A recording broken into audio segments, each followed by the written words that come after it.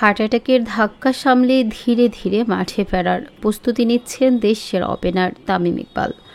দীর্ঘ বিরতির পর ফেরার সময় নিয়ে এবার নিজেই মুখ খুললেন তিনি। জানালেন বাংলাদেশ প্রিমিয়ার লিগ বিপিএল শুরুর আগেই ব্যাট হাতে মাঠে ফেরার পরিকল্পনা তার।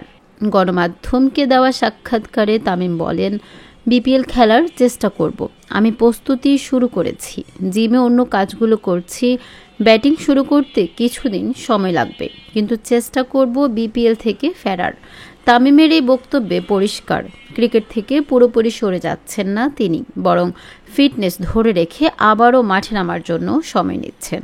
বিপিএলের আগে মাঠে গড়াবে এনসিএল টি20 টুর্নামেন্ট। তামিম জানালেন, এই টুর্নামেন্টের কয়েকটি ম্যাচে খেলতে পারেন তিনি, সুযোগ আছে খেলার এনসিএলে। পুরোটা না খেললেও 2 থেকে 3টা ম্যাচ হয়তো খেলব। তামিমের মাঠে ফেরার এই বার্তা তার ভক্তদের জন্য নিঃসন্দেহে স্বস্তির।